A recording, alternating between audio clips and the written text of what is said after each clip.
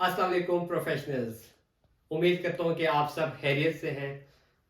आज का जो मेरा टॉपिक है डेली अकाउंटिंग ऑडिट के अंदर जो प्रैक्टिकल इशू है, ठीक है, वो ये है कि एक कंपनी है, पाकिस्तानी कंपनी, उसने एक कंपनी से 10 लाख डॉलर्स आज ही ले लिए हैं कि भाई साहब मैं आपको 10 सालों के लिए सर्विसेज दूंगी। यानी कि उसने एडवांस में 10 लाख डॉलर ले लिए, यानी कि पेमेंट नाउ, आज ही पेमेंट रिसीव होगी उसको।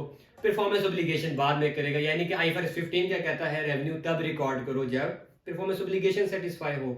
तो ये पहले दिन उसने क्या किया, रेवेन्यू रिकॉर्ड कर नहीं सकती थी, पैसा लिया बैंक डेबिट, कॉन्ट्रैक्ट लायबिलिटी जिसे अनअर्न्ड रेवेन्यू भी कहते हैं, लायबिलिटी क्रेडिट कर दी। उस दिन रेट था 100 रुपए पर डॉलर। उसने इसको कन्वर्ट किया और 100 मिलियन की एंट्री बुक कर दी, बैंक डेबिट 100 मिलियन से और कॉन्ट्रैक्ट लायबिलिटी क्रेडिट। ठीक है, अब हुआ क्या कि 5 साल बाद जब इस साल हम पहुंचे 2023 पे, ठीक है, इतना भी ऐसा गुजरा है, हमें देखा कि यार आज तो $250 का रेट हो चुका है। तो क्या इस कंपनी को कॉन्ट्रैक्ट लायबिलिटी जो है उसको एक्सचेंज गेन या लॉस के लिए एडजस्ट करना चाहिए या नहीं?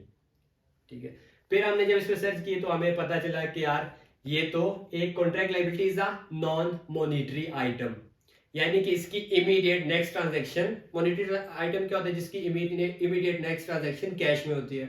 तो इसकी तो इमीडिएट नेक्स्ट ट्रांजैक्शन कैश में तो होनी ही नहीं है, बल्कि रेवेन्यू बनना है इसमें। तो ये नॉन मॉनिटरी हो गया। तो नॉन मॉनिटरी आया तो IAS 21 ने कॉन्ट्रैक्ट लायबिलिटी को निकाल ही दिया कि यार इसको कोई एक्सचेंज गेन लॉस का इंपैक्ट रिकॉर्ड नहीं करना।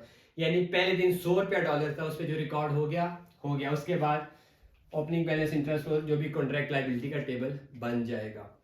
डॉलर बेशक 250 का हो, 300 का हो, उससे कोई इसका इंपैक्ट नहीं आएगा। फर्ज करें अगर इंपैक्ट आता तो क्या करते? स्टैंडर्ड ने क्यों मना किया? स्टैंडर्ड ने कहा यार इसको एक्सचेंज लॉस बुक करते आप, ठीक है, कॉन्ट्रैक्ट लायबिलिटी को मजीद बढ़ा देते और फिर कॉन्ट्रैक्ट लायबिलिटी से रेवेन्यू दोबारा, contract liability debit, revenue credit. यानी कि एक तरफ तो प्रॉफिट एंड लॉस में रेवेन्यू आप बढ़ा रहे हो, नीचे से एक्सचेंज लॉस भी दे रहे हो, तो नेट में इफेक्ट आना ही नहीं है। तो ये वाली ट्रीटमेंट नहीं करनी, पहले दिन पे इसको ब्लॉक कर देना है।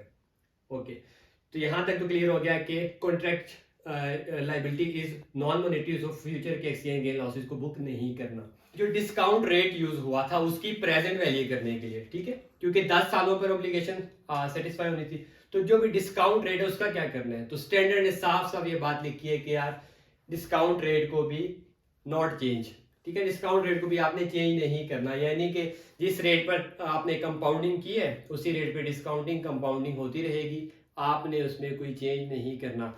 यानी कि जो पहले दिन कॉन्ट्रैक्ट लायबिलिटी रिकॉर्ड की है जिस रेट पर, उसी पर रिकॉर्ड रहेगी और अल्टीमेटली 10 सालों में रेवेन्यू बुक होता जाएगा। No changes in the exchange gain loss, कोई एक्सचेंज गेन लॉस का एलिमेंट नहीं लेना, और दूसरा डिस्काउंट रेट भी चेंज नहीं करना, ये स्टैंडर्ड में स्पेसिफिकली बात लिखी हुई है। So I hope this practical issue conveyed you with some good understanding about the monetary and non-monetary assets, particularly the contract liability.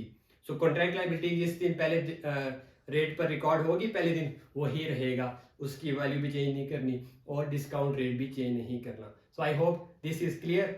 मिलते हैं अगली वीडियो में इंशाल्लाह। Thank you so much for your time.